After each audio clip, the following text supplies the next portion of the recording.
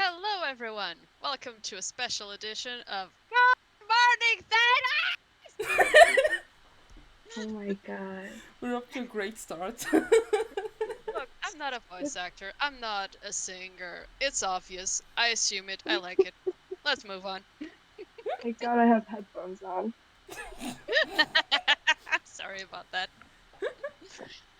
Okay. Eirin, go ahead. You're the one behind the vast majority of the work for this podcast, so go! So first of all, people who are gonna listen after we record this, Ethan's not there today, so we're in total control, and that's probably gonna be a mess. So Oh, yeah. quick presentation like always. I'm Eirin. I'm Hala. And Sorry, go ahead, Trish. I'm Witchy. Sorry, I sound gross. a great start of the day to talk about the crows. Off to a I'm great so start. glad Ethan's the one who's gonna edit this, because I hate it. I don't do it. It's against my nature and my religion, whatever you want to use. Oh. Okay, this podcast is gonna be about the crows. This is a huge part of the Dragon Age universe and setting and lore, whatever. But like always, we're gonna try to stick to several questions. We're gonna Although, dissect the crows as in past, present, future. yeah, and a lot of the things we're gonna talk about are linked to the stories from the books or from the Dragon Age Day editions we had.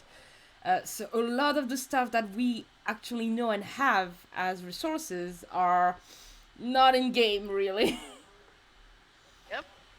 There's a lot of stuff that if you haven't read the books or the short stories, it's definitely going to get very spoilery over that, and some of the stuff, even if you've played the games, if you have not given much attention to codex entries and stuff like that, or even in the case of Inquisition war table missions, you will definitely miss some stuff. So if you don't want to be spoiled, I advise you go read, watch, whatever, those things first, and then come back. And I'm definitely not going to tell you to quit because we like you. So come back to us. Yeah, and when we bring up some stuff, we will try to give you the name of the story we know that from. So if you want to Yeah. read like specific stories, we're gonna try to help you on that. But first, Hala, do you want to do like a very quick overall of what we know about the crows, like where they come from, what they are? Oh, the origins of the crows, like how they began as an organization, is not something that's very well defined. Let's just say that there was a gap in power in Antiva at one point. You had the king, you had the armies, you had the clergy, which in this case is followers of Andros and whatnot. And at some point, there was a gap of power there, and then came to be assassin. Oh my God, I'm so sorry. Assassins who specialized in anything related to Antivan politics, Antivan associations, Antivan interests. They kind of began like that. Then they kind of expanded beyond Antiva, but really the origins are in Antiva. And these are organizations that they're currently spread out through the world. Build their headquarters, of course, are in Antiva. They, for all intents and purposes, rule Antiva. Antiva has a king currently. It's more of a puppet king than anything else, really. But then, basically, the king wants to be good with the crows for the sake of his own life. Antiva even has an army, which I do not recall exactly where, but I'm paraphrasing here. It's been deemed as basically useless when you have the crows as well. And what happens is how should I put it? Your first introduction to the concept of crows was, of course, in Origins with Zevran Aranai. And so Zevran, like most crows, started as an orphan who was found by the crows and then taken into one of their clans. Okay, there were more clans in Origins that there are presently in, and when I say presently, I mean during the time of Inquisition and little after. There's currently 4 clans that are still active because they still have their heads. I cannot say for. We're gonna talk about that. Oh yeah, we're gonna get into that. But I want at the beginning of Origins, it's not very well defined, but I do believe there would be the heads that we knew before all the assassinations, which were 7 or 8. I'm not sure 8. actually. 8. Thank you. And so each clan has their own interests. They always obey the master of the Grand Matriarch or Patriarch of the Crows, whoever they are at that point in history.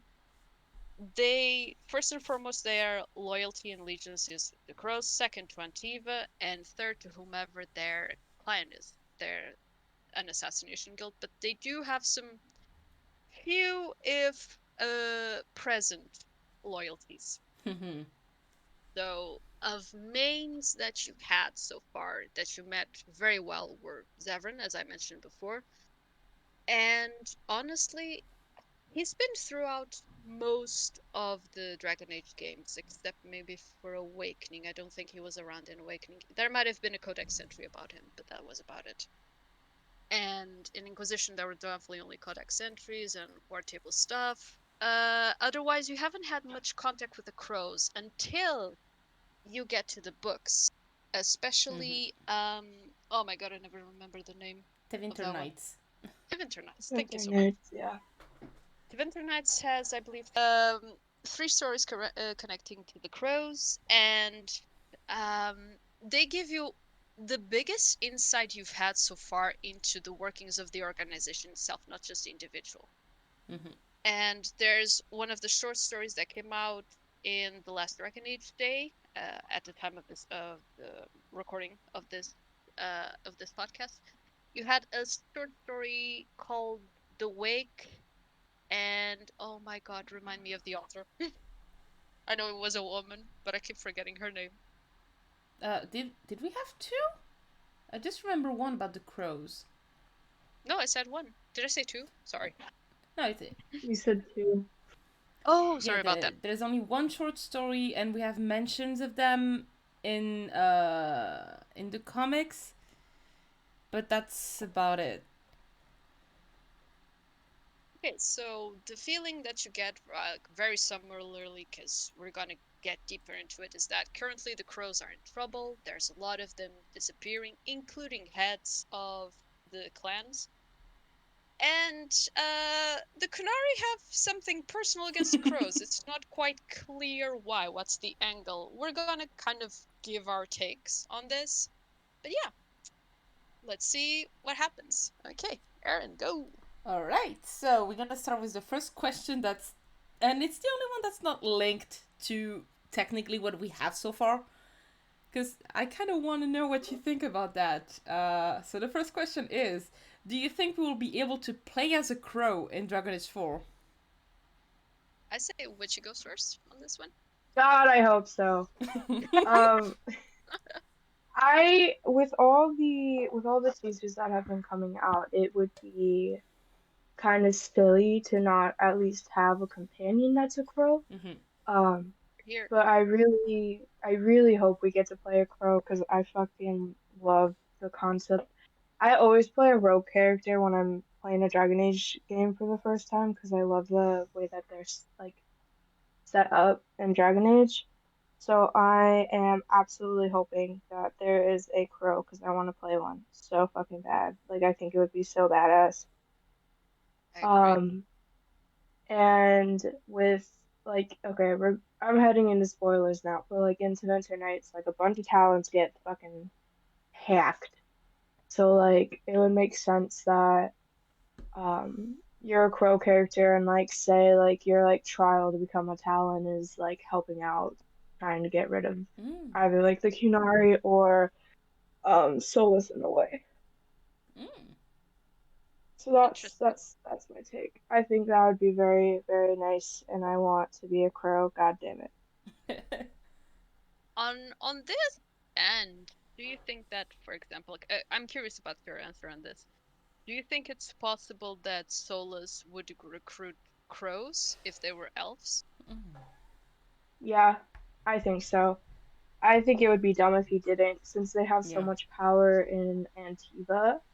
Even though I don't think elves have much of a status in Antiva, I might be wrong. Um, I don't think it's defined. We Yeah. only ever speak of humans and I their I I know with the the Dragon Age TTRPG, which I'm not 100% sure if it's considered canon or not or whatever. mm, You're not allowed to play like an elf as like an Antivan wayfarer, which I think is silly. But my DM said was probably just because like, oh well, probably humans are considered like the one Antivan race, which I think is Mm. also stupid. So um I don't know. I also don't know if elves can become talons, if Solus has control or like just has like a partnership with one of the talons, that can like elves fuck can everything definitely up. become talents. Okay, then there you go. Then that Yeah. could definitely like fuck it all up. You could easily have like an insider for Solus Mm. within Antiva pulling at Oh, strings. So I Oh. think that would be so it would cool. be silly of Solus to not have some sort of inside within the crows. Oh God, I'm keeping that in mind for the rest of the podcast. Yeah, because like as a double engine, it would definitely work because Solus would demand absolute loyalty, and if someone came to him and they were like, "I want to remain a crow, but also help you," to be like, "Nah, nah, nah, nah, nah, nah. Make up But your choice." I also see Solus being like, well, I could still get information. Um, Okay. if they say that person gets hired for a job against him, they can butcher it basically and say that if it's not a talent, they can say that they failed and then they just get uh killed and shit. But I don't Yeah. know. That's true. That's true. Yeah, That's a very good point. that's why. Yeah. Yeah, that's why I think crows are gonna be a big part of this. Also with the Kunari invasion coming in, I Yeah. Oh don't yeah, think Solus. I think Solus is gonna want to try to keep that back as far as he can because I feel like that's gonna put a hinder on his plans. Mm-hmm. very good point. Aaron, do you want to go first or do I go first? Go for it. All right. I hope to everything that's possible that I can play as a crow. I very much want to play crow, which kind of goes a bit against my other wish, which is to play as a mage, because Mm, the vast majority of crows, all of them, as far as I can remember, are usually rogues. Yeah. But I'm not saying it's impossible. I'm just saying it would be unusual. can I At least, can I yeah, say my theory on like mages within the crows? So like okay, so you know how like knight enchanters they have the giant ass mage sword? Mm-hmm. yeah. What if they had fucking mage daggers and you just chuck them and then they Ooh, just go away after you murder someone? Oh, that'd that's be true. cool. That's, Boom. huh. Huh, So I like that. I think that there has to be mages within the talents. I think they're just not like as flashy as say like a Tevinter or like an apostate mage. Like they're probably more sneaky with Yeah, their they're magic. probably hidden inside the organization to help with all the poisons or maybe all the charms you can put on Hmm. weapons and shit. Yep. Exactly. So that's my thoughts, but please continue. Very good point. Oh no, yeah, it's all good. Don't worry. Um, beyond wanting to play as a crow, in DA4, my issue per se, it's not an actual issue, but my question, I suppose, lies in the fact of if we are representing factions, and if I am with the crows, what will that mean in what's coming for Thedas? Because we still don't know what's coming on the next game. We know that a lot of it will be in Tevinter. At least there's a lot of images that are hinting to it. We know that there'll be the presence of giants from previous games, and but this has not been very hinted in the stuff we've seen for DF4 per se. We know that there will be issues with the Chronari. This has been more seen in the books and stuff like that. And then of course, Solus. Solus we know will be in the next game. Thank God. Yes. Um, so there'll be a lot of fights already. The Crows have always been this thing where they have been a bit apart from the politics of the world, and geographically speaking, they have been in a prime position to be away from those politics. Um, and quite honestly, I do not know that that geographical barrier per se has withstood centuries at this point, which is great. But now the Chronari have kind of broken through that. In the next few questions, I'll go more into that. But basically speaking, I do not know what it will mean to be a crow in DF4. Will we be a faction that's trying to stop one evil? Will we be a faction that has several interests and it's Mm. hiding many? It's a lot of questions, and but I would still, of course, love to play as a crow, notwithstanding. It's just that I have no idea what kind of character will I Yeah. be. It's more like that. There. Yeah, fair point. Huh. So, on my side, I kind of agree with you both. I'm a mage person. I don't like playing with blades, except with Knight Enchanter. But I really want to play as a crow. Like, it Hmm. More sounds than so one cool. playthrough? Oh yeah, yeah. Like, I'm probably gonna play mage first because that's how I always play. Mm-hmm. But a crow is definitely on the top of my list to play.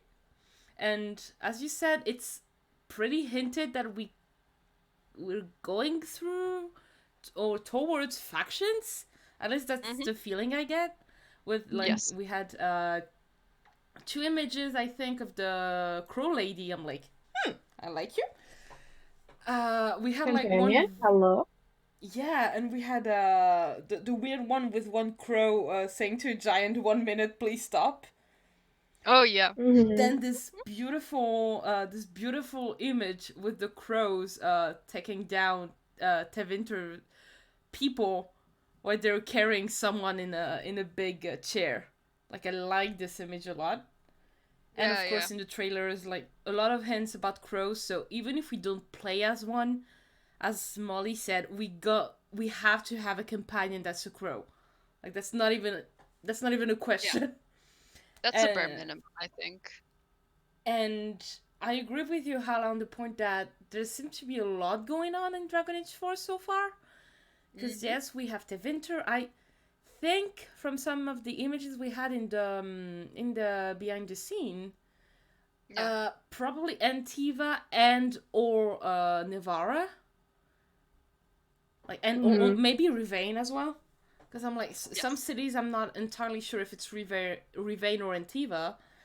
And we also saw some things that look like a big desert, which reminds me of the Enderfells, and a lot Yep. of hints about wardens and the Warden Fortress. I'm like, how can we fit all this in one game? So I'm really curious to see what's what's the goal to have a crow there, and if we play as a crow, Mm-hmm. what are we gonna do? Are we gonna avoid some subject? Because we know that our character isn't supposed to have a lot of influence. So even if we're a crow, we're definitely not gonna be a Talon yet, because we can definitely take the place of Hmm. one if we play our cards well. Absolutely. But what what is it gonna lead us? Where is it gonna lead us? I'm very curious about what they're going to do with the crow, and I really hope we can play as one because I think it would be really fun to play with the politics, the assassination plots, and see where the link with the Inquisition, disbanded or not, is. Because we know from the end of Inquisition and how it's hinted even in trailers that even if the Inquisition is disbanded, there's a huge link to it. So what type of pawn on the chessboard the crow is playing? I'm really curious about that. You are supposing that the crow is a pawn and not the chess master. I'm I was thinking gonna that say, because in my mind I'm like, there's only, well, also depends what you did with her in Inquisition, but if I remember correctly, Liliana isn't supposed to die. So I'm like, she's the one who suggests that you should disband to have more freedom. But she's also okay if you don't disband. And she is in the room with you at the very Mhm. end of Trespasser when you decide to aim for Tevinter. So I'm like, it wouldn't surprise me from her if she was, we're gonna put all the pawns we have and be sure that no matter which pawn is moving on their own, we're gonna Mhm. get solace and we're gonna get what we want. Because we I also have all the comics with Charter and all this, because we know the link with the crows in the comics. We're gonna talk about that after, but there's a lot of absolutely. links between Agents of the Inquisition and some Talons. So I'm like, huh, where are we gonna go with that? That's the thing, like everything that we've gotten so far, and I mean in terms of books, in terms of previous trailers, hints, whatever, it's telling us that they have enough material to basically make 2 to 3 games easily. Mm-hmm. Yeah. And I hope that this year that they at least tell us exactly what is the direction of the game, or at the very least the first arc of the game somehow, because sometimes there's more than one and it's not necessarily hinted in the first trailers that come Mhm. out for a game. Mm-hmm. And I wouldn't be surprised if they split it up into DLCs either to try Yeah. to yeah, play it up. for example, the Giants might come back as DLCs. It's possible that they might go that route. I hope they don't. I hope it's part of the main story, but it's certainly possible because it's one of the things that was most hinted at only during the DLC. If you are in the Hissing Waste, there's a lot hinting at this is a personal theory. But basically, I think that in the Hissing West is where you discover how Red Lyrium came to be. Mm-hmm. If anyone's interested, I'll eventually give a link to that crazy theory I had. But anyway, and then you have maybe 2 images that we've seen so far hinting at giants specifically for the next game. Yeah. And then you have, as Aaron said, every single insane location possible. I do believe that in the next game they will expand upon the locations they have. You'll be able to go as far as just under Saharan, I'm guessing, and I'm hoping. We'll go far more east, which is something that I'm hoping for as well. Uh, but I would like for them to say something this year that gives us an idea of what is the main enemy, what are we dealing with here. Yeah, at least a hint of the first like hidden enemies that we can have, because there's a lot of things to take on. I'm not Oh yeah. mad about it, but there's so much. I'm like, the game. Okay, Inquisition is already long. If you like, if you're a completionist, it's really long between the DLCs and the main story. But Yes. this is another scale. And I'm like, I really I hope they don't go full open world because that would be too much with everything we have to see. I kind of, that's my taste, but I kind of prefer having a semi open world like they did in Inquisition with you have Mhm. big, like big areas, but you still like uh, You stuck have a in main those big storyline. areas. Yeah, I'm like, Yeah. it's okay if you have a big area where you stuck, because if you have like multiples of them, I'm okay with it. So yeah. Recent Assassin's Creed games have suffered a little from the insanely huge open world, and then the main story can almost be drawn to the background at one point because of all the side quests and stuff that you can get. And some side quest storylines are extremely interesting. I'm not disparaging that at all. But I do hope that they make the focus of the game something very obvious. For someone like me who's a completionist, I can get lost very easily in all the amount of stuff I have to do. And Yeah. if you're telling me that you wish to produce a game with 3 huge story elements, let's say, and then you tell me you have to do all of these, I'll be like, that's at least 200 hours of my life in a single playthrough, which I'm starting to get a little bit old.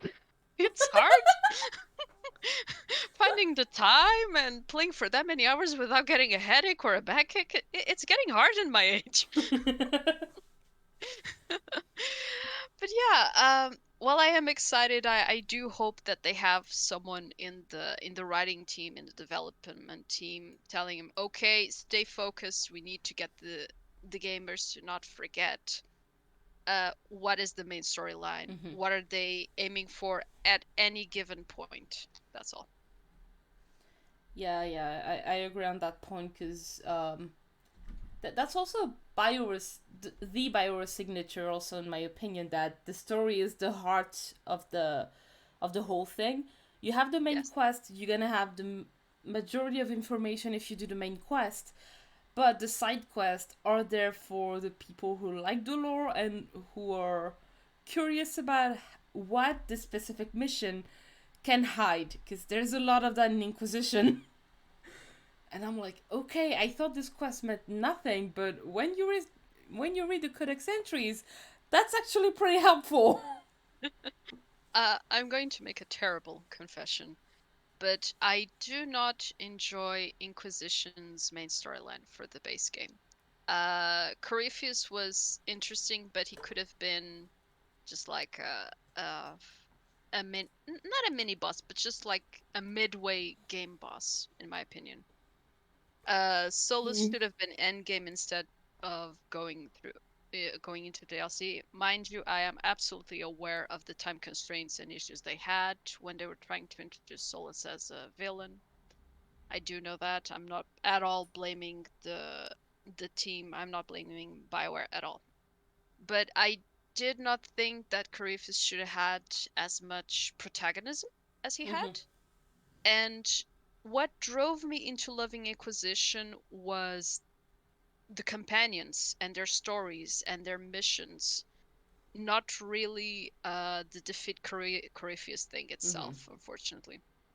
Hence why, overall, my best experience with Inquisition is definitely Trespasser. Yeah. It's for me perfect in every single way. It's engaging. It's not very long. It keeps you focused, and it's filled with mystery until the very end. The first playthrough you do until the very end, you have no fucking clue what's going on, and it's great. Yeah. Mhm. Yeah. Even if you find all the hints, you're like, wait a minute. But I don't get it. When did I meet this? When did I meet this guy? And after you just enter the Illuvian and you're like, no, no, Oh, no, no, fuck you. I think like before you discover that Solus is involved, and sorry, between the point where you discover that Solus is involved until the point where you find out that he's the Dread Wolf, that passage where you still think he's like, oh no, he's in trouble. I need to help my friend, and then Yeah. it's like, Mhm. bam. Yeah, that I took this dialogue option for the romance, since my Hmm. Inquisitor is obviously canonically romancing Solus. At this point, I think all the listener of this podcast knows that I'm freaking in love with an egg. But Egg queen or egg lover, yes. but I was, oh no, I need to help him, and I didn't get why like Dorian disapproved, like Aaron but disapproved. The only one who approved was Cole, and after I was, no wonder. Oh my god, what am I doing? Wait, was Cole a spirit or human? Spirit, but I think he also approves if he is human. Ah, okay, I think he only gotcha. approves if he is human and highly approves if he's a spirit. So I'm like, Ah, interesting. but if you knew it, you should have told me. And that's also like such a waste because in the main game there's so many things that you can see. Like even the war table mission with so I think it's only if Zevran is alive. Well, obviously. Which one? Yeah. The one where you go after a contract that well he killed. Yeah, when he says, "Look, hi, I don't know you, but I know Liliana. Liliana messed up. Can you help me?" I kind of like this Liliana quest. does not mess up. Liliana has a slight time leak, not very productive issues, but that's it. Liliana does not mess up. Yeah, Zevran was like, "Okay, I kind of decided to do a thing, and I may have messed up. Can you help me?" I really like that. So yeah, overall, I think we all agree there that we want to play as crows in Dragon Age 4. Yes, coming back to Mhm. the original question. Okay. Speaking about questions, once again, huge spoilers. If you didn't read the stories, we gonna like hint and tell you which stories we have the information on, but uh, stories and book spoilers there. Starting those questions.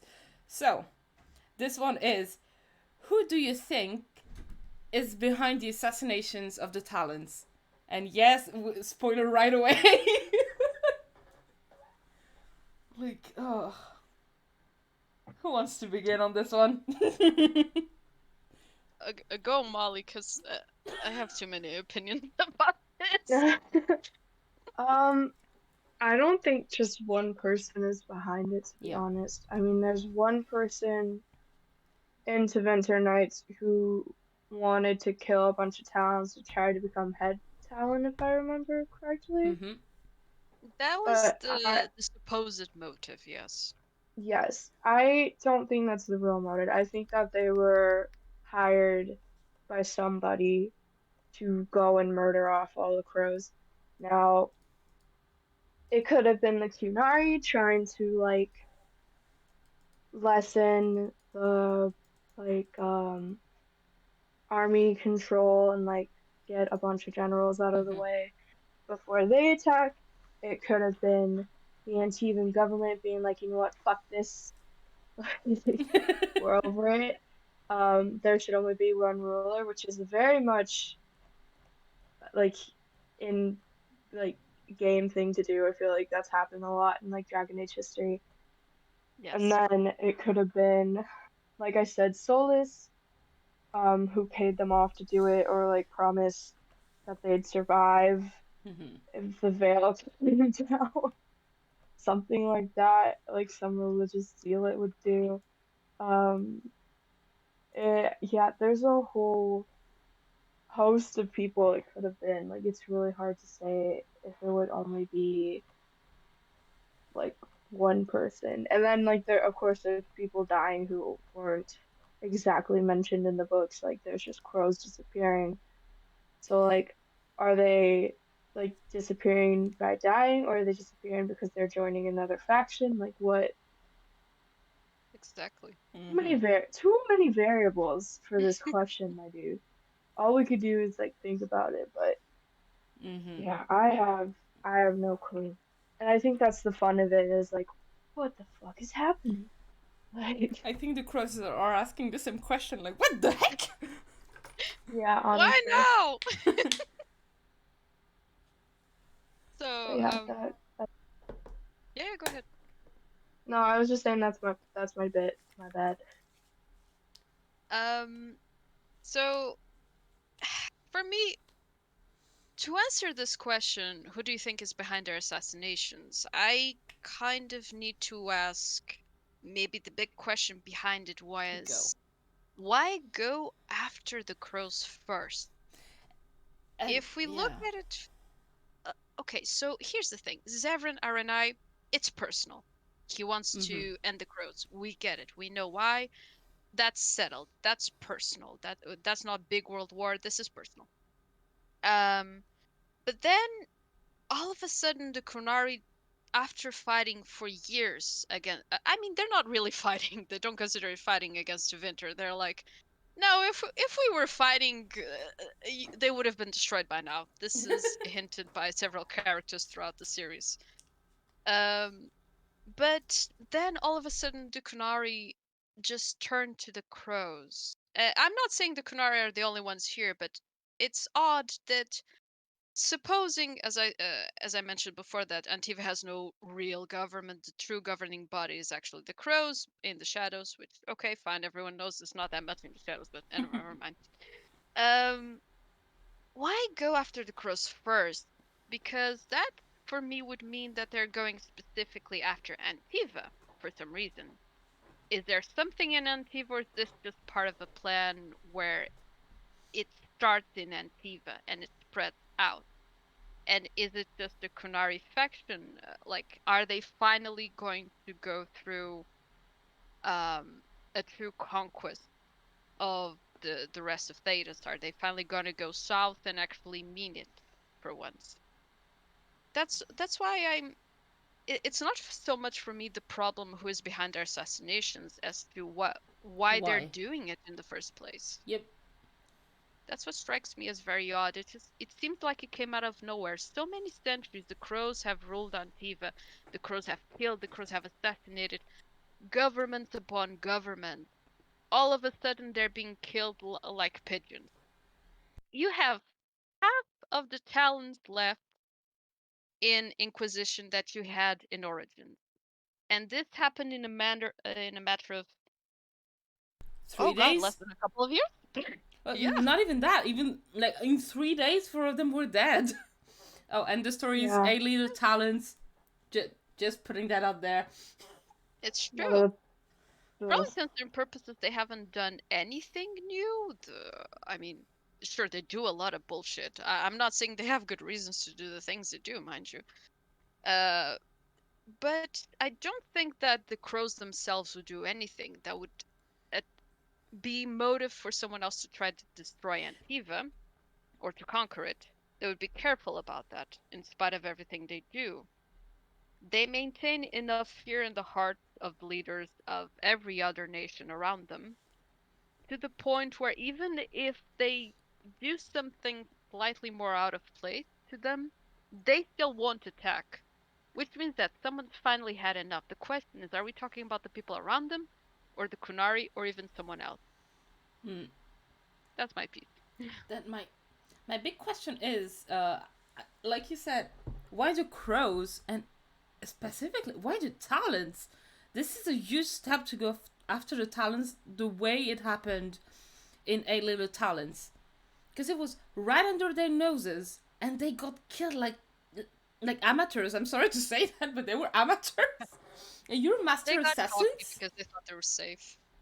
But that's the thing. Like the only two, three, because I'm gonna count Katarina as as very Oh, careful. she's the Talon. Yeah, she's the one to please. Like the De La Morte family is like the biggest one, in my opinion. But even Viago and Teia are like, why reuniting just us? Like this is the most risky place in the world. Don't do this. They Yeah. I mean, if you think about it, if you want to destabilize a government, the Antivan government or the Crows are actually one of the easiest ones to destabilize. You are taking high-ranking individuals who have their own self-interests, who all want to be leaders at some point or another, and while they do owe their loyalty again first to the Crows and to Antiva, if they have the opportunity to become leaders, they will, most of them, undoubtedly. Fuck family tradition, fuck family liaison. So if you want to start somewhere, I would say start there, but it doesn't mean that would be easy. That's the thing. Yeah. And I don't remember if it was Viago or Teia that pointed that out. But one of them was like, "Why is Katarina asking us to come? Like this makes no sense." Even if they wanted to discuss what was happening with the Kunari, because they thought it was the Kunari. I think it was Uh, Viago asked, yeah. yeah, I think it sounds more like Viago. Yeah. To be very suspicious of everything. But it's true that the way she did this was odd because she knew that putting them all together would be a bad idea. And I can't believe she didn't think one of the talents was behind this. Like, and she can't have missed that. I have also one question about the timeline in the books. Because, Mm, as you said, we need a why to know who is behind this. yeah. But depending on when this like meeting slash reunion happened was what happened in I think it was the Wigmaker. Yeah, because Lucanus worked for Dorian in this story. Dorian It was, like asked for the crow's help, yes. and I'm like, it's known that Dorian is linked to the Inquisition, and he wasn't just asking for Tevinter when you read what's happening in the story. So you're like, okay, so if Eight Little Talents happened after this, that would have given a motive to certain faction of the Kunaris that's gonna be a whole other podcast, but we know they're broken in like pieces. We know there's several, at least 3 factions that we know of, with The 3 Qunari, different leaders. exactly. The Qunari have been described as a body composed of 3 main parts: the religious leaders, the military, and the what was the other one? The spies? Yeah, I think it's the spies. But we saw in the comics and the books that they don't even agree between each other anymore. Like the And Arishok, Trespasser. yeah, even in Trespasser, because the Vidasala is acting on her own. We know for a fact, thanks thanks to Winter Nights, that a certain faction It's is just that. Sorry. desperate to get to Solus or whatever is his name. And we have the Arishok, Hysten, who is like, we wait. We wait. We don't have a plan. We don't go.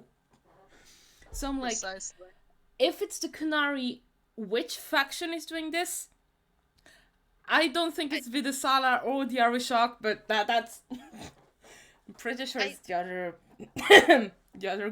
the other woman. I keep confusing the factions. I'm sorry. I'm just bad at names. I don't remember her but name. But I do believe that it wouldn't be the religious faction. I think that would be a bit of a stretch. But the other two, military and spy, especially spy, makes me a little. I don't know. I'm not even sure they're even cut like this anymore with the betraying thing. Because the Vidasala, I don't know which faction the Vidasala was linked to. I can look that up, but... Because I know that Rasan, the one I think would go for the crows. Because she would be, okay, an ally of the Inquisition asked for the crows, so the crows must know something. The Vidasala must be spies, because she knew how to order bull and stuff. That's the only thing that I can think of. Maybe. Rasan, I think, was military, because she acts in this way in the books. So if a Qunari faction is behind the assassination, I'm putting my money on Rasan. More than the others, because it wouldn't make sense to do it this way. And even okay, it's confirmed. She's Ben Hasrath. Yeah, she's Ben Hasrath. Okay. Rasan, she sounds like the military type, not the religious one. But I'm not sure that Stan has the support of the religious faction anymore. I'm not sure of that. I need to read the comics once again. But Rasan can eat shit and die. Yeah. I don't care how hot she is. I'm not tempted. But if it's the Qunari, I need to know which one is after this and why. I would think it's because of the link with the Inquisition. Because that would make sense, because the Qunari seems to not be very happy with that. Especially the Vidasala and Rasan. Hold on. So here's the thing. Rasan was supposed to be Arakun, and they're the religious faction, actually. Okay, so she's linked to the religious one. Which is very strange. So the religious are after Solus. Wow. Like, I mean, when you think about it, it kind of makes sense. If you want to convert an entire people to the idea that there are no gods, that there's only a certain universal truth, the first thing you go after is religious leaders from other factions. Yeah, well, they can stay in line because the Chantry wants Solus head as well, so... Oh yeah, absolutely. Then we also have Molly theory about Solus, which could make sense in that position. Because he could have definitely used something to make... I don't remember which crow became totally insane and tried to kill all of them. Emil? Was it Emil? Yeah, I think it was Emil. I think it's him. Yeah, because he's killed in a horrible way by the others. Oh, yeah. Like, the 4 ones that are left are like, die, bitch. I don't recall him saying that Qunari specifically came to him. He got, like, a hearsay about it. So I'm like, yeah, did you check if the hearsay were indeed from the Qunari? Because this sounded pretty odd. And I'm like, this is not a Qunari way to ask for an exterior help to kill the Talons. It sounds something like something that Solus could do. And I'm like, that Oh, yeah. would be actually pretty clever. Especially after he tried to impersonate a bard. I'm like, he's trying to get more sneaky with that. So that But that what would also the be fuck? something. All due respect, and not dismissing any of your theories from Mm-hmm. both of you, but like, what the fuck does Solus want with government and spies? He just wants to basically bring the fate back into the world. So he's pretty uh he's pretty focused on that, and everything so far in the other stories indicates that that's what he wants. First the Red Illyria model, then the Orb, then this, then actually that's the wrong order, but you get what I mean. So what Uh, the fuck would he possibly want with the Antivan government or the Talons, even if you individualize them from the government itself? That's a part I don't get. my theory was that, well, is that in Trespasser it says that we will have a few years of peace before that happens. But I'm not sure anymore that he was speaking about, yeah, peace and right after the veil goes down.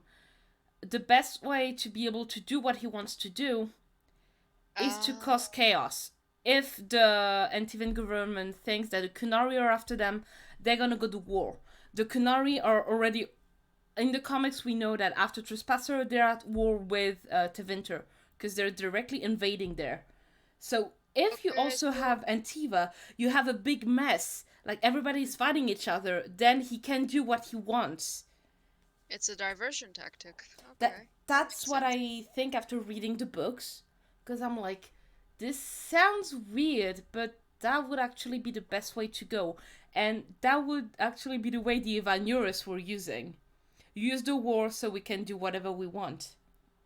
True. He Good already point. did that with the Evanuris, so that would be clever. I think he might have played a role in what happens to the Talons. Taking Emil wasn't the smartest choice, but I don't remember where I read that somewhere. But someone said that perhaps it wasn't just Emil that was behind this, because once again, Katarina did something very odd for her, like her traditional behavior that wasn't like her to reunite everyone like this, and to be that blind. The remaining talents that we currently have, as far as we know, are Caterina, Viagote, and Bolivar. Yeah, and So perhaps Yara and I will name another talent because Julie wasn't a very old talent anyway. we've only ever been inside the heads of Viago and Te, and we know their loyalties. They're fine. So the question is if Caterina and or Bolivar have something, and how would they be switched? It could be that Solus maybe wandered into their dreams. It's possible. That, He and it seems odd that he asks humans to help. he hates humans. If he sees them destroy each other, he's fine with it. Although this Yeah. may have changed slightly during Inquisition. I don't know if it's canon that Solus is now okay with humans or not. That's the thing. He kinda. I think it depends on how your Inquisitor is acting. And also you have that one line from the Dread Wolf's Miles. What was it? The very last story The of Dread Wolf Tevinter take you. Nights. Take you. Thank you very much. You're He welcome. there's the thank you. There's the implication that Solus is fond of the Inquisitor. The Dread Wolf might not be the case, but certainly Solus. Which Yeah, I have it in could go either front. way.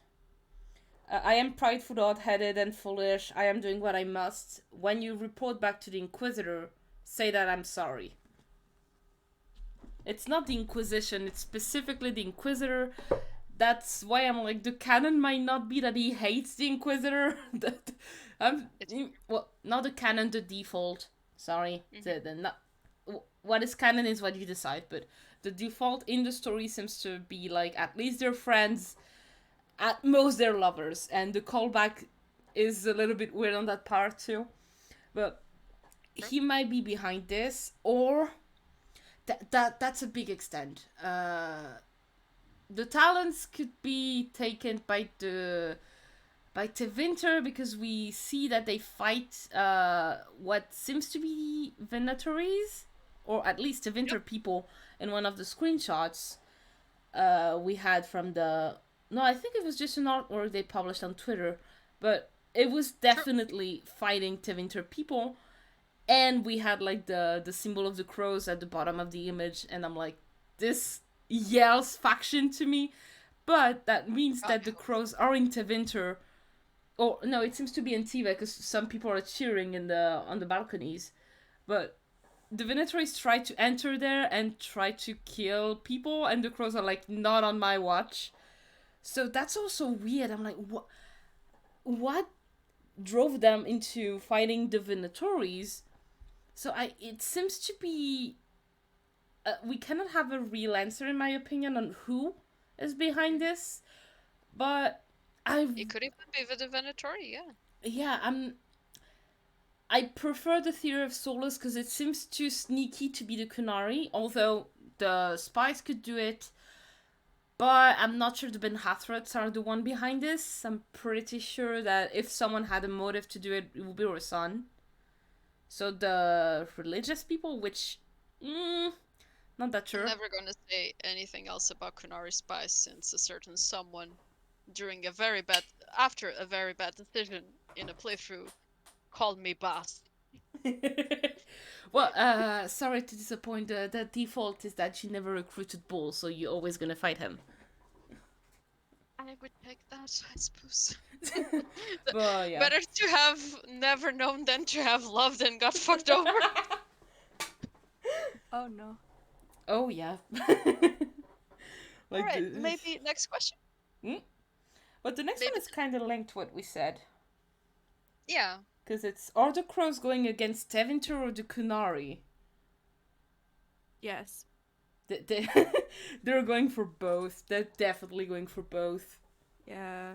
Well, maybe going for the Kunari and fighting Tevinter inside, because again the screenshot seems to be Antiva. But yeah, that I don't know why they would go after them. The But Venter, you mean? yeah, the Kunari if they think they attacked them, yeah, but Tevinter it's pretty weird since Antiva and Tevinter are kind of I ignore you if you ignore me type of relationship. You know, Ultimately, no, go ahead, go ahead. I have a feeling that someone's pulling the strings and being like, "Hey, Taventer said this shit about you," and then Yeah. like, "Hey, Antifa said this shit about you." I wouldn't be surprised if it was either Solus or even that Kunari somehow Yes. infiltrated the ranks. It sounds very Kunari to just go ahead and start saying shit to make your enemy weaker. So yes, but also for Antifa going to against Taventer, I think politically it makes sense because they're their neighbors, right? I'm trying to remember the map in my head. I Mm, think I they don't- are. I don't think they No, touch territories, unfortunately. I'm sorry. I don't know. Then I, I don't know I'm why sorry. I'm gonna look up a map. Yeah, Yeah, look that no. up. Like politically, it kind of makes sense because Teventer's always just kind of full of themselves, and I feel like Antiva is also full of themselves, so they need to have like hey, we're better for sure this time. But I don't know what exactly would end like years of neutrality other than just starting someone starting rumors and it's getting out of hand. Okay, you're right. They're neighbors from the east. They are. Like they have a big mountain Yeah, in the middle. You're yeah. So absolutely right. I wouldn't be surprised because if the Kunari can take all of that coast up to like from like Taventer and Antiva and Ravane, if they Mhm. could take all of that, then they could easily get to the rest of Thedas. So Actually, I wouldn't. when you look at the map, it makes sense. So Saharan is already kind of being taken over. Tevinter always Mm-hmm. has that issue. In terms of Kunari taking over, I mean. Ravane, Mm-hmm. they're basically religiously converted, so they're good. So the next step would definitely be Antiva or the Enderfells. Mm-hmm. And we know Jack all about the Yeah. Enderfells. And we know that they tried to take the free marches before and it didn't work Mm-hmm. through Because they got lazy, Kirkwall. not because they didn't want to. I get that Yeah. feeling. I don't I'm like half like, oh, they got stuck in Kirkwall is like the story, but I half assume that they were trying to do like a political fuck, what's it called when you try to A take coup? over A coup? coup. Yeah, something like that. Yeah. The Arishok got ahead of himself. Like Yeah. he lost his patience and was like, you know what, going full invasion. Yep, Yeah. And sounds he about And right. lost. that's why they lost Yeah, it. So this yeah, he time lost I his think head for they're this. trying, yeah. So this time I think they're trying to be a bit more sneaky about it, and try to take the coasts quietly. And then once they have a foothold in all of the coastal regions, they could easily get Navarra and then just go down to Orlais. That sounds good. Navarre should be interesting because they use a lot of the power of the dead, so I'd like to see how that goes. That would be so cool. I want to see a war Yeah. with Navarra. But yeah, I think it's the Kunari trying to pull strings for the most part.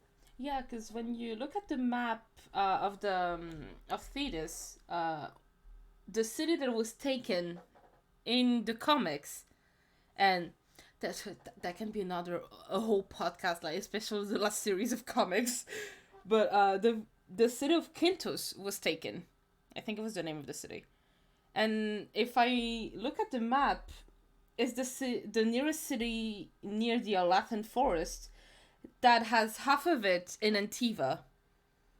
So that would make sense if they want to invade, if they took Quintus to go to Antiva right after. Because they can Mm-hmm. attack both from the Vanification Sea and the forest, which also would make link with all the strange thing that seem to happen in the forest, and maybe the forest is trying to protect itself. Could be. But yeah, Uh, that could be the Canary, and I think Tevinter might just do that to avoid, uh, like say I'm gonna take down one enemy on the east and focus on the Canary after. mm-hmm. If I may also propose a little something that I thought up while we were talking. So there, we see the images where the crows are fighting against Vinters, and we know that they're fighting against Kunari from the books. I wonder, all of a sudden, because they just started doing this, could it be that there's something in Antiva, something we haven't thought of before? Maybe, I'm not saying a dragon, like we know that there's one hidden beneath a building in Tevinter. I forget which one. Yeah, there's something there, that's for sure. Oh yeah, but Isn't Antiva doesn't Antiva have that shield over their yeah. like castle? I wouldn't be surprised if the Kunari are trying to like steal the technology or figure out the magic on how to do that. Yeah, because they seem to wanted the idol in the comics, so that would make sense if they go in Antiva to try to find something else. But the Mm-hmm. thing is, I never understood. The Kunari are so against magic, and yet they went for the idol. Now they're going for a magic protection thingy. To Winter, I get it, but I don't know. I would see sooner to Winter going for the technology and Kunari going for what the technology is protecting, whatever that is. I'm going way too deep into this, I know. But I just find it so odd that all of a sudden you have two empires completely different just suddenly going after Antiva. I feel like there's something that it hasn't been revealed that we'll soon know about. I don't Oh know. yeah, that's for sure. There's I something mean, odd in all this. Yeah. yeah. And I mean the Kunari aren't against like I know the Kunari are against magic, but they're also not against magic when it's used in their favor. Oh Mm-hmm. yeah. I feel like so like if they have an opportunity to have a shield over their entire army while they're invading something or figure out how to make it a portable mega shield, I think they would go for it. I agree. Yeah, and once again we go back into Trespasser for this, but I don't know if the Vidasala was acting alone back then. She seems she was, But if she was already worried about Fenrirel, they know more than what we do. So if they think that the object can help stopping the Vanuris or Fenrirel, th- they will do everything to get it. Mm-hmm. It's true. But still, poor Antiva. Like, Like, Antiva's fucked. like, dude, like, come on, we know our chiefs are assassins, our kings are useless, they give their bastard to the crows. But still, we did nothing. I think it's just karma's finally catching up to all the centuries Yeah. of bullshit. Probably. They're like, they tried to fucking kill the hero for real, then we gotta take him out. It's true. What if that's the word? They tried. Yeah. Look, you send an RNI. If you really wanted the job done, apparently even back then, you send a De La Morte. That was the answer you wanted. Maybe the De La Morte were like, yeah, we kill everything except Grey Wardens. Seems to have been something like this, because apparently, like, Katarina was like, well, you messed up with that contract. Yeah, but when they send a contract, it's all crows. And knowing that already back then you were the crow, you just didn't want the contract. That's all. Oh, yeah. Like, she gave away Absolutely. the baby, like, yeah, take care of it. I'm trying to find... I have a feeling they once killed a Grey Warden, but I can't... it's probably nothing. I'll check out later. I feel like I've read something about that, but doesn't matter. Well, that's Next not question, surprisingly maybe. good. Oh, yeah. Okay, so this one is gonna be based a bit around the Wake and the Wigmaker job. This one is a bit of a stretch, but what about Lucanus? Is he really dead? Because it seems really odd. Like the weights describing the Wake. For more context for those listening to us, we have I dare to say the most powerful families in the Crows, who are the De La Morte family. The head of the family, Katarina, has two grandsons, Ilario and Lucanus. Lucanus is the one who did almost everything in the Wigmaker job, basically. He was the brains and a significant proportion of the brawn as well. Ilario was a bit, what's happening? I love him, but yeah, Lucanus was definitely the man to I call get if the he needed feeling something. that Ilario is a himbo. Maybe he's not, but I get the feeling that he's a bit of a himbo. And he can't be trusted with stuff that's very secret. That's maybe why Katarina was favoring Lucanus to become the next Talon, because he was like, look, Ilario, you're my grandson and I love you, but you're stupid. Oh god. But yeah, and suddenly he did all this and survived whatever was being almost called and put out of the Tevinter's secret entrance. And then we just have, Viago and Taya had to take Ilario by the hand and almost knock him up to bring him to the wake for his cousin's death. And oddly enough, the only people present were Katarina, Viago, and Taya. And I'm like, yeah, so you're telling me that the three of the four that managed to survive the assassination attempt are, oddly enough, only saying that Lucanus is dead, but they don't have the body. Sure. I'm not too sure about... Like, it seems to be very... It's really shady the way they did that in the story. That's maybe the intention that Mary Kirby wanted. For us to feel that it was odd. But there seemed to be something off with that, especially with Katarina being that meh about it. Oh, of course, she always have her mask, but I'm not sure if he's really dead or if it's a clever way to be sure that he can act and do something about what he saw in Tevinter. I'm kind of it's with a you on cover this. up. Yeah. It has to be a cover up. I cannot accept that Lucanus is dead like this, like without us knowing what happened. Yeah, he just passed away in the inn that he like stumbled into after all that. Yeah, no, he's fucking alive. He's probably deep undercover in Teventer, Yep. doing God knows what, or probably he's the one working with the Inquisition, right? Like Yeah. I'm not. Yeah, Yeah. Yes. he's probably still under contract in the Inquisition, and this is like the only way to have the association with the crows and the Inquisition severed, is to have the guy who was directly working with him die. Yeah, and there's also the fact that Dorian is the one who gave him all the information with Maevaris. And I'm like, you talk to those two, you find like some kind of big darkspawn dragon or old magic, whatever in Tevinter.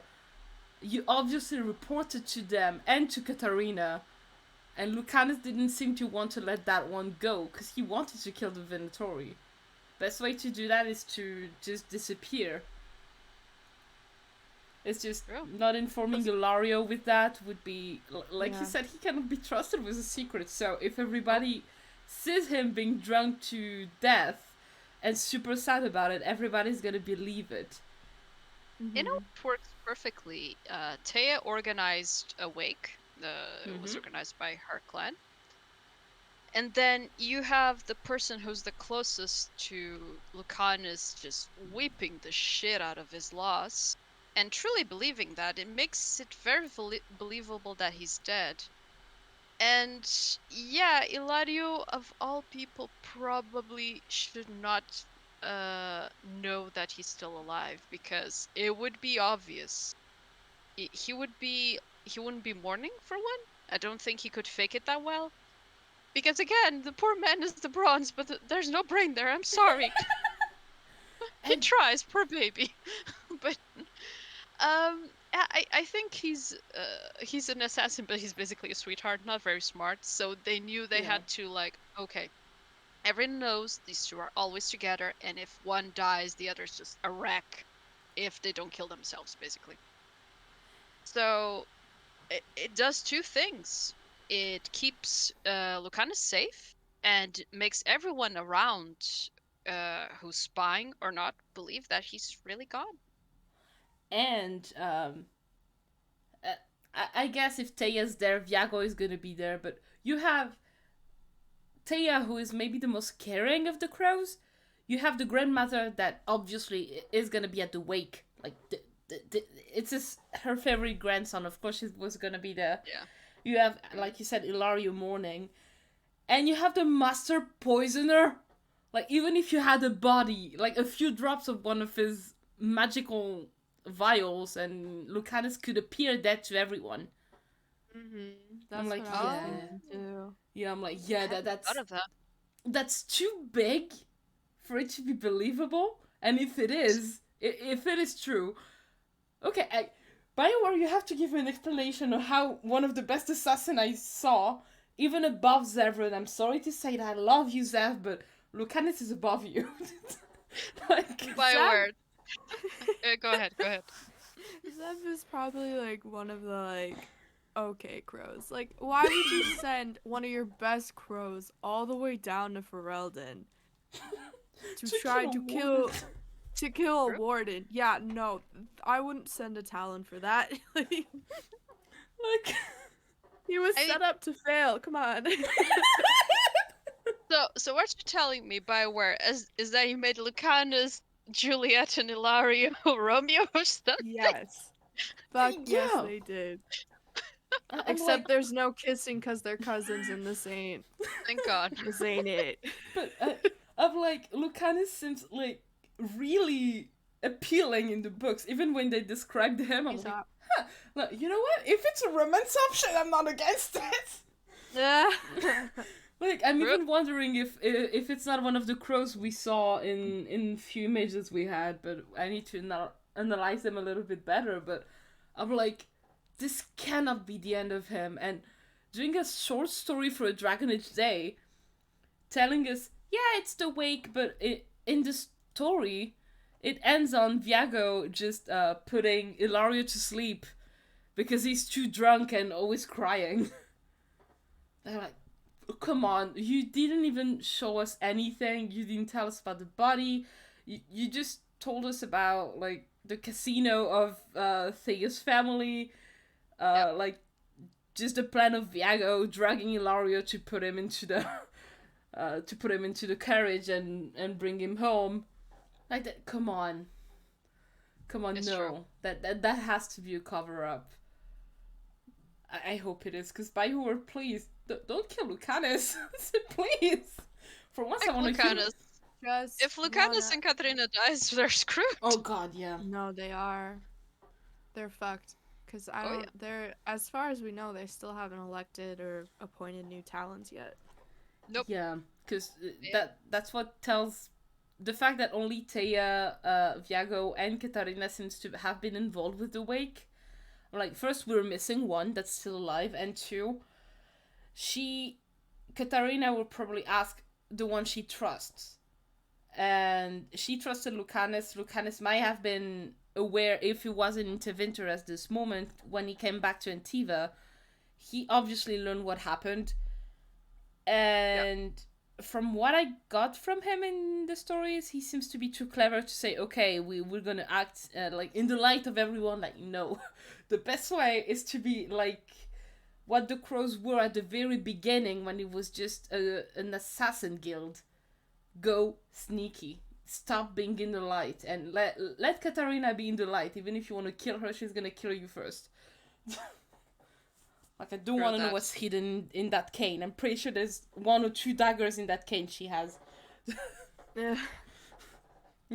That wouldn't surprise me, but the fact that we had so many hints of Lucanus and Viago and Thea in the comics and in the books, even if the comics are, I'm not even sure of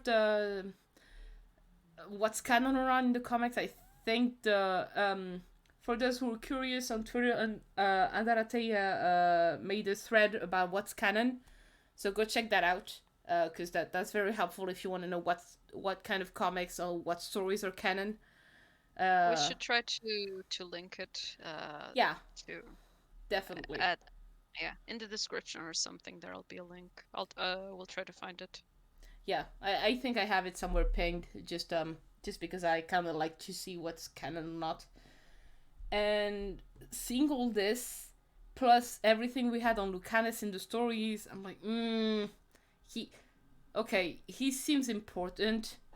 I'm not sure it's the end of him. Oh, Nah. that's a very shitty end, and I'm gonna cry. Oh, so why the fuck do you make a... sorry. Who cares? Everyone knows I curse. Why would you care if Talon dies? Why would you make a whole story just about that? He's not even a Talon. He's a regular Oh yeah, crow. true. He's not even a Talon. Sorry, he's a Talon heir, theoretically. Yeah. Like, there's other stories where it was like a bit silly but cute, like the romance between the elf and the dwarf. That was adorable. I enjoyed that so much. I hope they don't die, but they're both wardens. They're going to die eventually. We're gonna My talk heart. about them in the Grey Warden podcast, because I want them to survive on this. I want Oh to my see God. a story about the wedding. I don't care how. I deserve happiness in this game. I just want to meet him and just like tease him about being a Yeah. couple with my character. Just absolutely just be like, I thought wardens can't date, and then they'll be like, well, and then I'll like, the whole thing. I want that. But yeah, I Since don't. we know since Origins that they can definitely Shh. date. Don't say they can anything. date. Like, They my just warden legally is can't marry. like, what they can. It's just that because they can be It's frowned married. upon. Even like a warden can be married and still become a warden. It's just that they cannot go back to their family, except if you're True. Ogren and that your commander is the commander of like the hero for Erden or the All Asian commander. Mm. But like, come on, Oh, yeah. we all want that. Oh shit, I forgot that I was supposed to make all my friends an awakening wardens. I didn't do that. That's So okay. there's some of them, even if you forget, the ending is gonna consider you did. The last one I recruited Wow. was Sigurd. I love her, and I thought I still had one mission before everything that happened with the architect, and I didn't. So she wasn't awarded. I'm like, she's already Legion of the Dead. No matter what, no matter what I do, she's gonna go back there and kill Darkspawn. So whatever. There's a canon couple to this day that I feel sorry, but in a way they had a happy ending. I'm not sure. Was it in The Calling where they had that gay couple, the two No. wardens? Yeah, it was I'm in The not sure what the Calling. Yeah, it was the two Legion guys. Wait, they were both a Legion. I thought one was a Legion, the other was like Ferelden. Maybe I'm confused. Sorry. No, I think they were two Legion guys. Yeah, I remember Uh, them. they Oh. made such a cute couple. They were adorable together, and then one dies, the other basically becomes a zombie, psychologically speaking. Poor dude. Well, yeah, he just And ends then up die. he enters that illusion. And he's like, I don't want to leave. I'm happy here. I'm gonna die soon anyway. Just leave me here. I was No. like, Well, yeah. oh, I wanted more of them. We want Oh, more well. everything that you gave us in the books, BioWare. Like, Where, with the exception of Logan, you could have killed him far earlier. I wouldn't have minded at all. And same, like, if we go back to Lucan, give me Lucanus back! I want him! In every way possible. For once, I won't romance a mage, I swear. Speaking of Lucanus, and in relation to the next question, may I say what the question is? Yeah, go for it. The question is, do you think Viago and Ortega will appear as advisors in DA4? I would like to see Lucanus in this role, however. Yeah. Saying Lucaris as a Lucanus, haha, words, as an advisor, and I think Viago and Tia, either one or the other is going to be a companion at least. I hope so. Yeah. I want Viago as a companion so Ugh. god. Yeah, but what kills me is that we cannot romance any of them, and I'm like, dang it! I want Viago! No, I like Viago and Tia. I think they're cute. They're awesome. They are. No hate to the authors or anything. I do not enjoy their character design, the initial one that we saw in the comic books. I hope they change it slightly, but Yeah. otherwise, I think that they are lovely and I want more of them. Yeah, they're so cute. I love how Taya is teasing him, and he's just like, stop it! Doesn't she call him like an old man at one point? Like, it was Yeah. fucking hilarious. Yeah, Yeah, something like does. that, yeah. And If not that, I don't quite remember. Yeah, I think she called him a weirdo, something like this. Not this one in particular, because he keeps like testing for poison everything he touches, drink or eat, and she's like, "Come on, I prepared this. Yes, that's why I'm testing it." I kind of like those kind of interactions. They're just so cute. I see them as having a relationship, maybe for a few years, but then going their separate ways, if that makes sense. I don't know why. I see them being together for a while, but not forever. Their personalities are interesting together, but I don't see this lasting an entire marriage or something. If they stay like this, no. And there's also the question of when is the Dragon Age 4 story is gonna take place, because depending on the year, something might have happened to. I hope not. Please, I'm touching wood for this. Something could have happened to Katarina, but please no, not the queen herself. Please no. I want my own lady. Speaking of timeline, which is one of the concerns I have with the next game, that they still haven't defined, of course, that we have very little knowledge of what's going to happen, but there was one of the short stories that was set like, what was it, 50 years in the future in comparison to Trespasser? How many years was it? Continue to talk, and I'm gonna find that for you. And I honestly do not enjoy that time skip. That's too high a time skip. And I feel like that's gonna make it very difficult for us to be personally involved, as we usually are in most Dragon Age games in the story itself. I do not know how far that'll be. Maybe they'll do the thing where Solus was like, oh, there'll be a period of peace, and we basically won't see that in the game. and will just like be thrown into war and it's like, hi, welcome to the gulag. So yeah, the Eternal Flame by Yeah. oh gosh, we if we can we're gonna link that because I don't want to mispronounce the name. Mm. But it's like 30 years ago in 922 Dragon. So means that the moment the story is written or said to someone, it's 952, which is 9 years after Trespasser. It might actually be the thing that Solus said.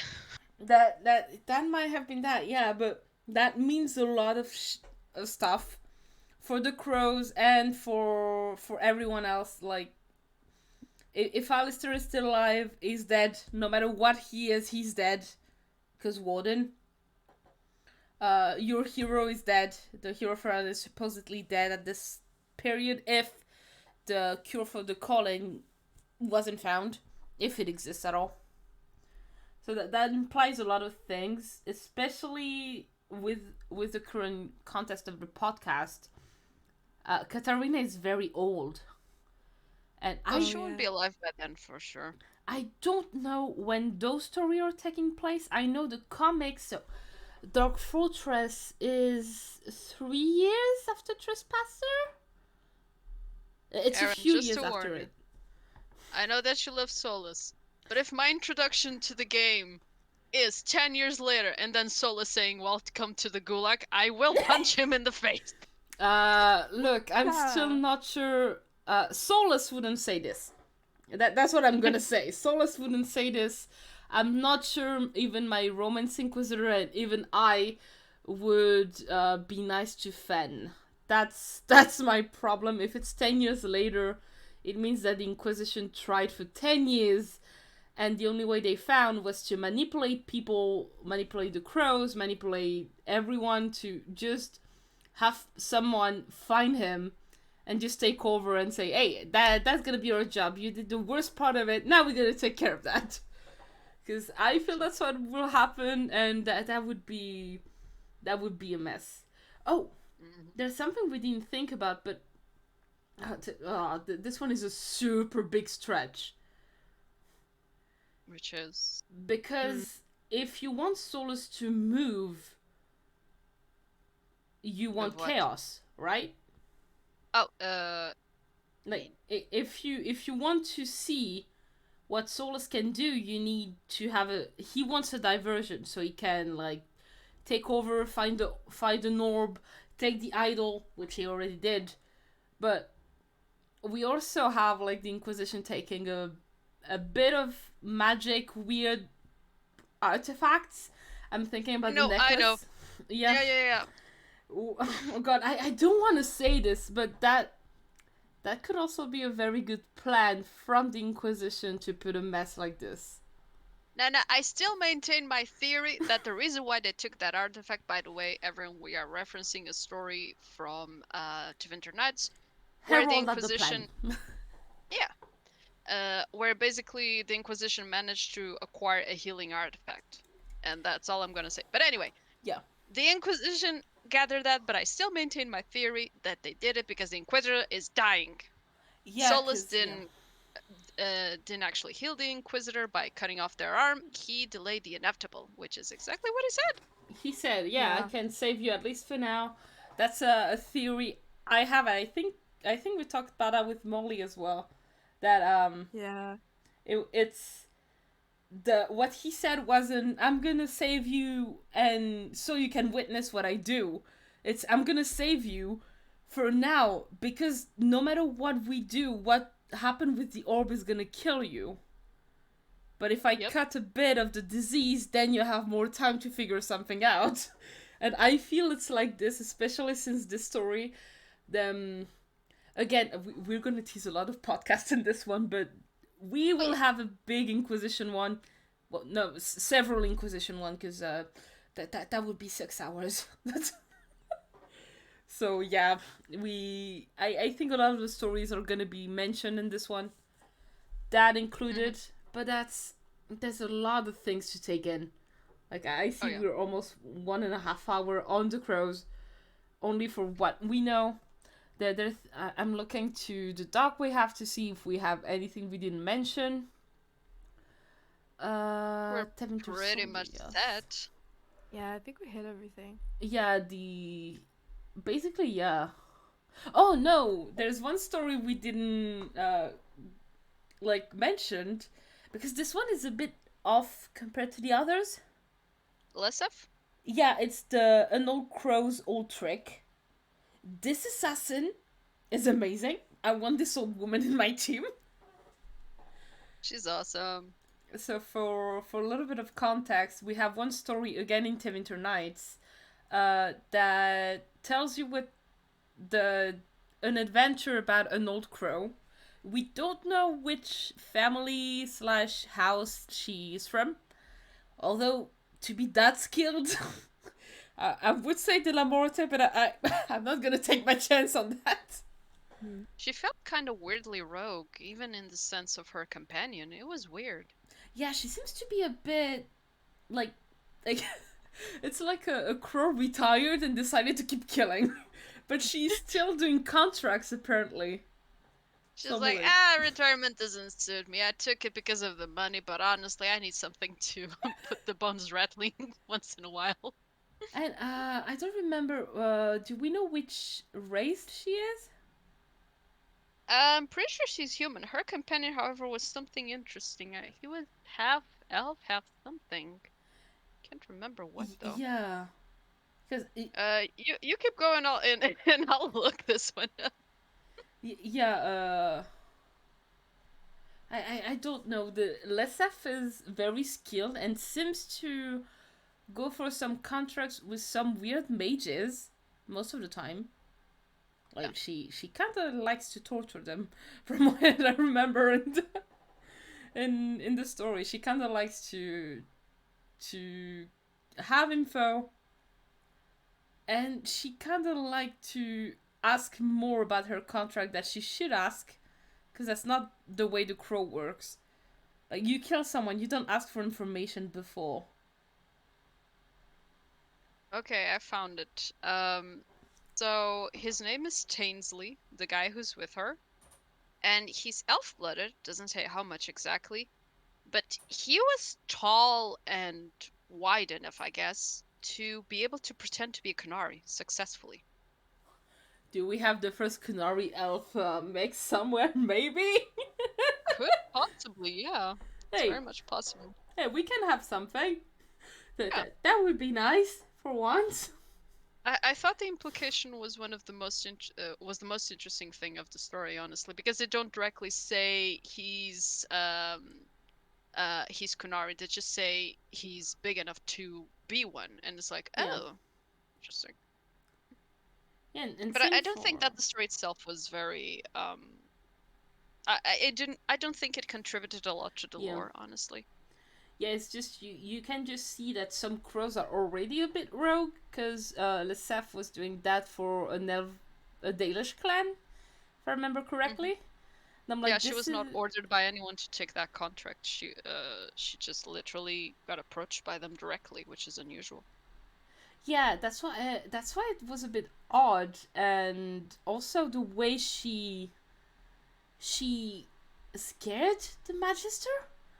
I'm like, you kind of like torture, which I guess as a crow it's something that you do often.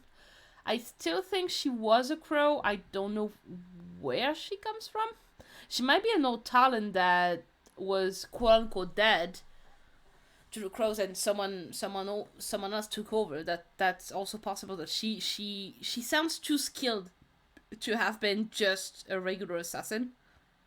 I was gonna suggest that maybe she retired, or she was forced into retirement or exile or something. Then I remember the crows don't get retired or exiled; they get killed. That, or she accepted she was a talent. She's like, I'm going off. You say I'm dead. You take over. That would be something that Lesef, as nonchalant she can be if she's not killing, could say, because she seems to be pretty chill when she's not in assassin mode. She does. Like, a little bossy, but yeah. But I mean, when you read how she kills, you're like, I wouldn't take your biscuit after UT. She's a one old woman army.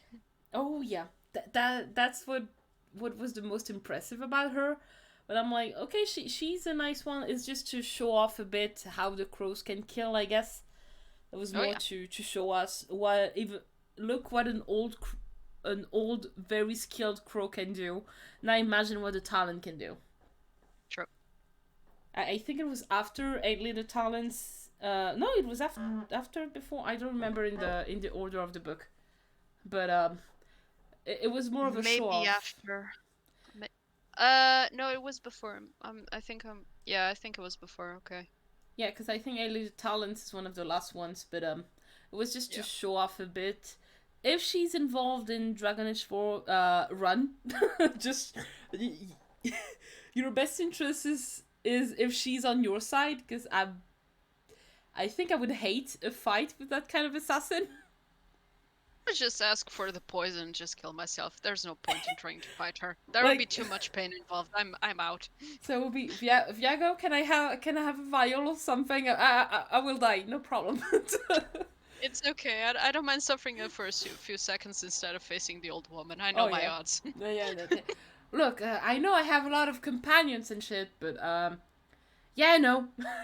I prefer dancing naked on a table for Ulta Winter to see rather than fight her. Like, no. She's like a boss. Like a boss fight. Yes. What if you have to kill all the leaders of all of the factions? Oh no. That would be an interesting side if they go for faction, because if you're not a crow, that could happen. I don't want to kill Thea. Oh, she would go up with a fight. This one. I know, but I don't want to kill her. Anyway, I don't care. I don't want to kill Taya, Viago, or even Katarina. Like, I don't want to kill the old woman. No, I don't her. either. It was just an intrusive thought But that I had. that could also be something, because again, we don't know the link they're gonna have with Dragon Age 4 directly, because again, it's a theory, but I think every faction is gonna be linked to the Inquisition somehow, because it's already almost a case in all the comics and everything. And They're I'm like, hinting at it, certainly. So, can you imagine if the purpose of it was actually to take them down?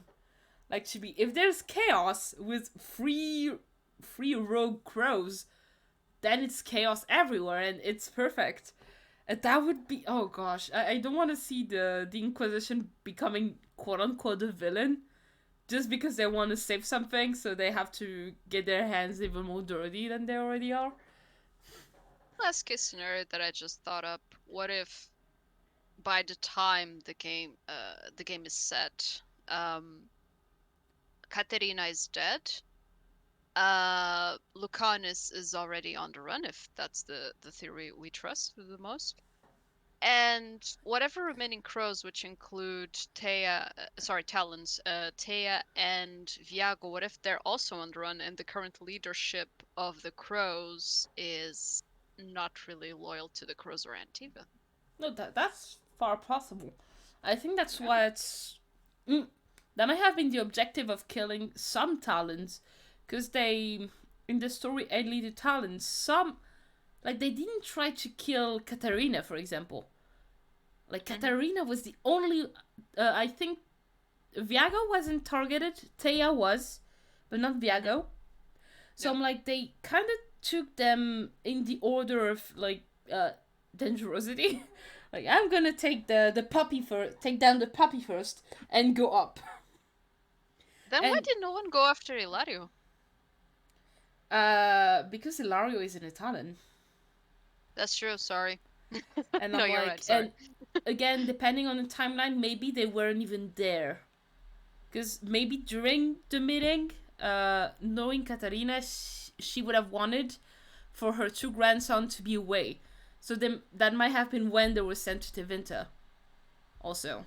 Could be, yeah. But I'm like, if you take down most of the Talents, and you basically play all your cards well, to put the one crow that's loyal to you, whoever you are, Kunari, Venatori, follower of Fenrirel, if you put the only one that's in your pocket and appoint them as the new Talon, that could be a smart move, especially with the RNI, because it seems to be a huge mess since Zeren failed miserably his contract.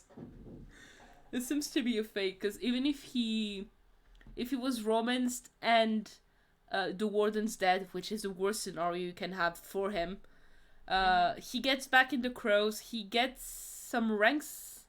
I think he was pretty high up in the ranks, and then start to kill them. And I think if this is the setup you have, he's the one killing the Talon. So if he kills the Talon, he's the one who gave Julie her position before she was killed in A Little Talons. Suppose if you want to conquer southern THEDAS, or at least keep it under your thumb, if you controlled the crows, you would pretty much have half your work done. Yeah, because they're the one designing of the contracts. Yep. Like that would be pretty clever.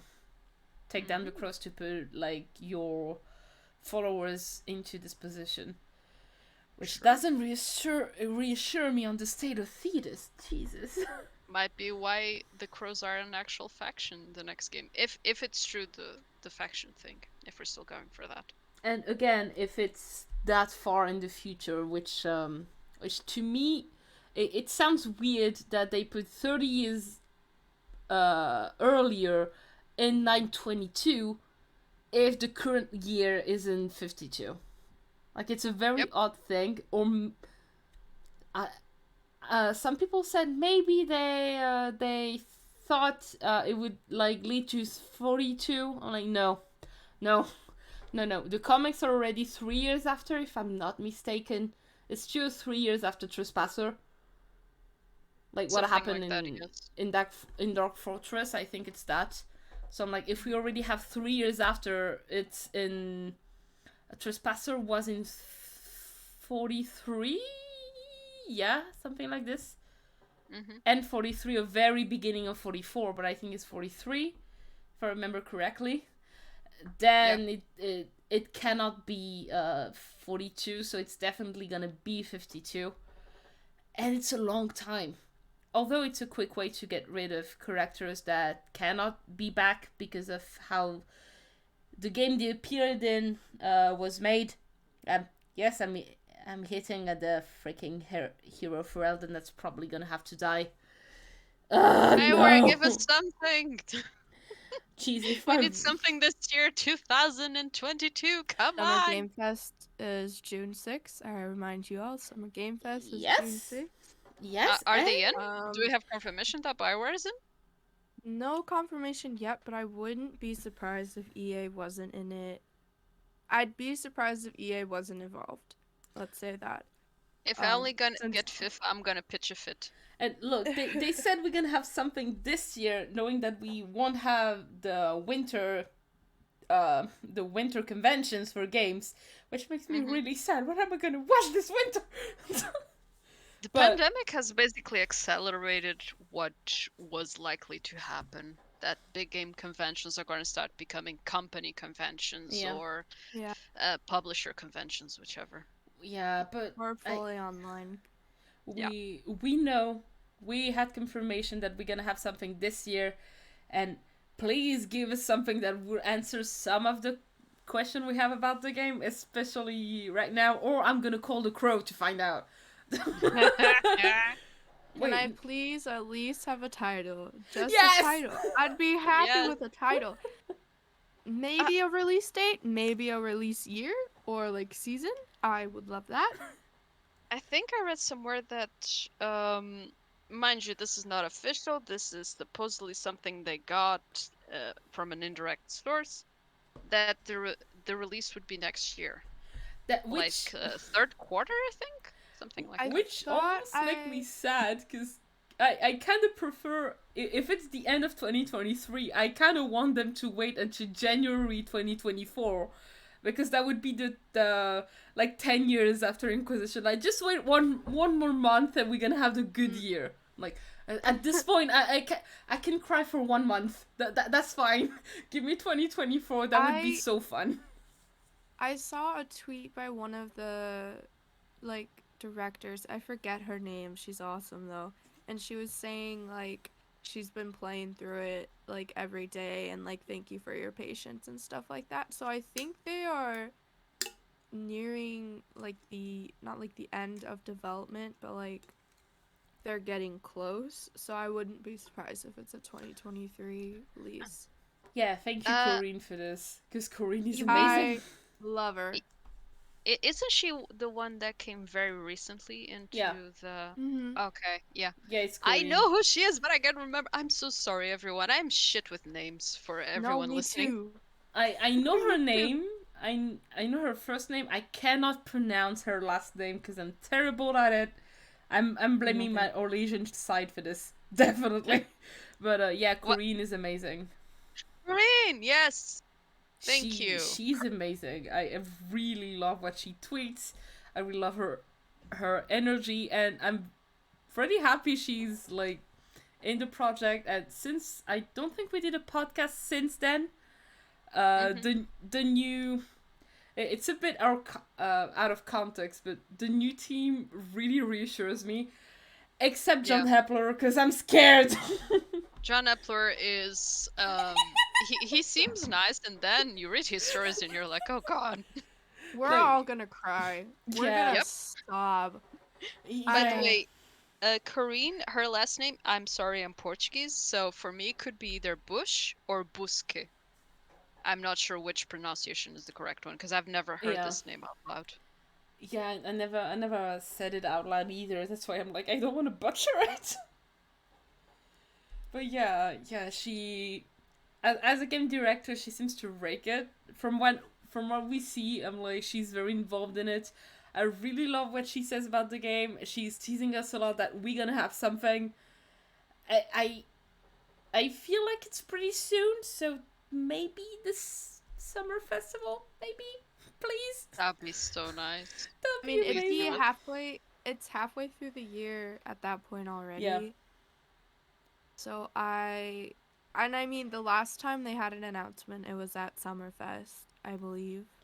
yeah. I think we got the behind the scene or the trailer. Mm-hmm. I think it was It was the no, behind the it scene. was behind the scene last year in 2021. It wasn't because in 2020 I think they did the The I trailer. think you have questions like No, no, teaser. no. I suspect you have questions. Was in 2018 because I remember being Oh my fuck. studying a board and be like, okay, I'm gonna watch the whole Game Awards stuff with someone on Discord. We waited until the very end of it, and I was nothing about Dragonish for dang it. And then I just saw like the EA logo and Bioware, and I yelled like never. And I heard the voice of I Solus. I remember. was yes. I didn't even know you back then when I saw the first trailer, Mm-hmm. and we got No, another I thing did. 2 years after, and I was come on Oh yeah. I every I haven't two. even tell you, I bring played good luck. Oh, Dragon Age. I haven't even played Dragon Age yet when that came out. I did. I saw it on YouTube. I was like, "Who's this guy?" I it's true. I remember like I already played it, but I was all alone in the flat I was living in, and I need someone to like yell to if that happened. So my friend was like, "Okay, you really wanted this game?" Like, yeah, I want Yep. it. And just All hearing right. the I suspect you have questions. We have you and you, fellow listener of THEDAS, you're gonna have more answered in more podcasts. All I right, hope so. everyone. I say we conclude this podcast here. It's been amazing, Yeah. but we are running on 1 hour and 45. Ethan's gonna Yeah. kill us. Oh, that's not bad. We've done 2 hour ones. We've done Fine. worse. We've done It's worse true. with Solus. Mm-hmm. Oh god, yes. Solus is a whole can of worms that are like 5 feet high or something. Anyway, Yeah, this podcast almost deserves an update at this point. let's see some more stuff come up before we do that update. All right, everyone. Thank you for listening to us. You've been wonderful, or you will be when you listen to us. At least I hope you will be. Just be nice. We're kind of soft-hearted. Okay, don't hurt us. Make sure to follow us on Twitter and check us out on Anchor. Um, Also, we are also on Twitter, and I know Ethan's usually really good about tagging us when we post. We're So also if on you follow Spotify, I us think. too. Mm. We're also on Spotify, Apple Podcasts. We're on like basically almost every streaming platform. Yeah, even I even believe. YouTube at this point. Yes, Oh yeah. we are on YouTube. So yeah, like let us know like what you think about the crows. Do you want to play a crow? At the very Oh, last thank moment. you guys for listening. We'll see you in the next podcast, people. Have a good one. Bye. Bye. Bye.